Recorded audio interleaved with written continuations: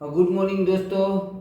આજે ઘણા બધા વેસ્ટીજના અમારા ડિસ્ટ્રીબ્યુટરો છે એનું કહેવાનું એવું છે કે સાહેબ આપણે સ્કિનની અંદરમાં આપણા સપ્લિમેન્ટ કઈ રીતે દેવા જોઈએ અને કેવા કેવા સ્કિનના પ્રોબ્લેમ હોય તો આપણે કઈ કઈ સપ્લિમેન્ટ દઈ શકીએ.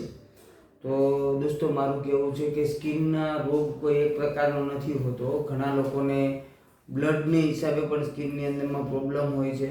કોઈને આપણે ધાધર કહીએ, કોઈ ખરજવું કહીએ છીએ, કોઈ સોયરાસિસ કહીએ છીએ.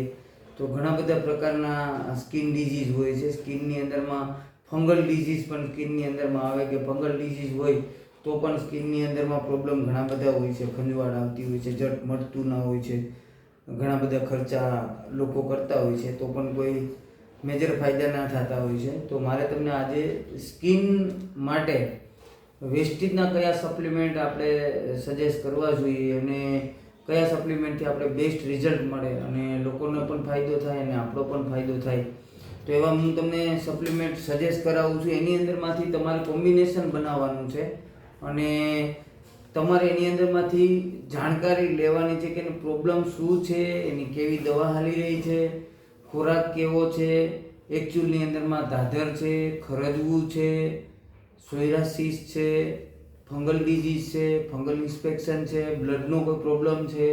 તો આવી બધી બાબત ધ્યાનમાં લઈને તમારે કોમ્બિનેશન બનાવવાના છે એની અંદરમાંથી મારે શું દેવું જોઈએ. બરાબર છે. સૌપ્રથમ તો હું તમને કહું છું કોઈ ગંભીર સમસ્યા બ્લડની અંદરમાં હોય તો આપણે ફૂટ પેચ અવશ્ય દેવાની જરૂરિયાત હોય છે કે આ લોકોને લોહીનો પણ પ્રોબ્લેમ હોય છે અને બેક્ટેરિયાઓ લોહીની અંદરમાં ભળી ગયા હોય તો વારંવાર ડિઝીઝ થયા કરતા હોય છે કે મટે ને પાછું થાય, મટે ને પાછું થાય, મટે ને પાછું થાય, આવા પ્રોબ્લેમ હોય છે.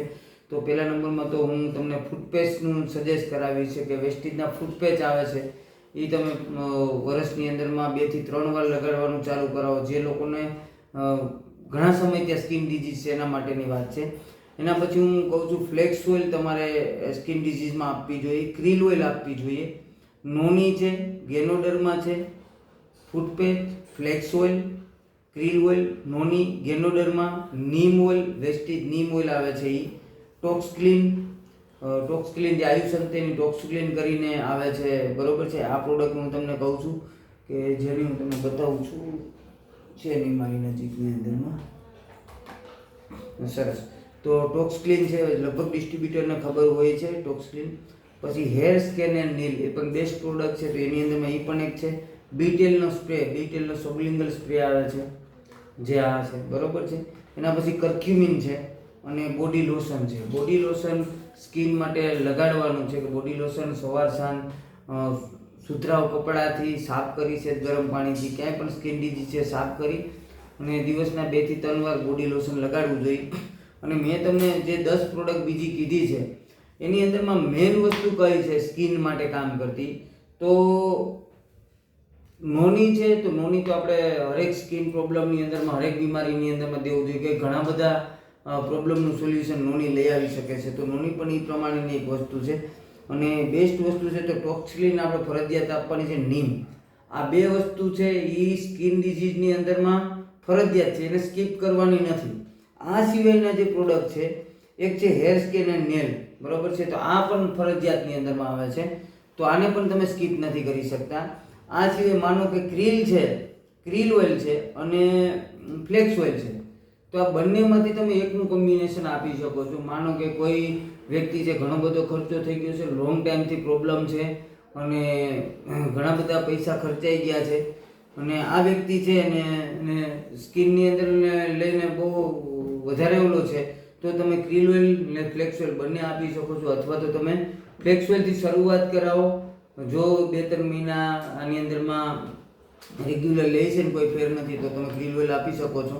આ સિવાય મેં તમને કીધું છે નોની છે અને ગેનોડર્મા છે એ પણ આમ ઓપ્શનની અંદરમાં કહેવાય. તમે ગેનોડર્મા તમે દઈ શકો છો અથવા તો નોની પણ તમે દઈ શકો છો. કેપેબલ વ્યક્તિ છે અને સપ્લિમેન્ટ વિશે સજાગતા ધરાવે છે અને થોડીક આ બાબતની એને નોલેજ છે તો તમે બંને વસ્તુ પણ તમે આપી શકો છો અથવા તો તમે બંનેમાંથી એકને તમે સ્કીપ પણ કરી શકો છો. માનો કે કોઈ વ્યક્તિને સોયરાસિસ જેવા પ્રોબ્લેમ છે તો એને રેગ્યુલર બધી વસ્તુ આપવી જ પડે. આના સિવાયનો કોઈ ઓપ્શન એની પાસે હોય જ નહીં.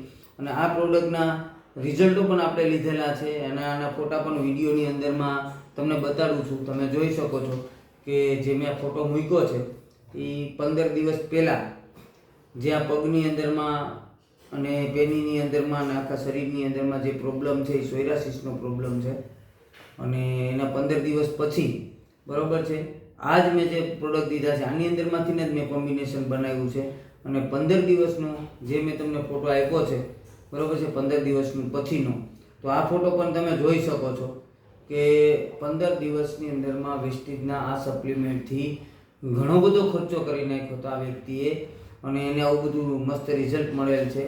કારેજ ગામની અંદરમાં ઉદયભાઈ કરીને એક અમારા મિત્ર છે બરાબર છે એને અમે તો ખેતીવાડીની પ્રોડક્ટ આપતા પણ એની મને પગની અંદરમાં બતાવ્યું મહેશભાઈ આવો પ્રોબ્લેમ છે તમે જરી જોવો તો મેં એને આપણા પ્રોડક્ટના સજેશન કર્યા છે જે અમેઝિંગ રિઝલ્ટ મળ્યું છે આવી નેચરલ આવી સ્ટાન્ડર્ડ આવી પ્રોડક્ટથી. તો તમે પણ આવા કોમ્બિનેશન મસ્ત બનાવો. ઘણા બધા લોકો સ્કિનને લઈ અને પ્રોબ્લેમમાં છે તો તમે એના દુઃખના ભાગીદાર બનો અને આપણે સારામાં સારા આપણી પાસે પ્રોડક્ટ છે તો આનું બધાનું મસ્ત કોમ્બિનેશન બનાવી અને લોકોની હેલ્થ બનાવવામાં ઉપયોગી થાવ. અને ખાસ કરીને જે લોકોને સ્કિન ડિઝીઝ છે આ લોકોને મારી એક અંગત સલાહ છે કે એનો વહેલી તકે નિવાડો કરવો જોઈએ કેમ કે લોંગ ટાઈમ ડિઝીઝ છે જડ મટતા નથી આ પ્રોબ્લેમ.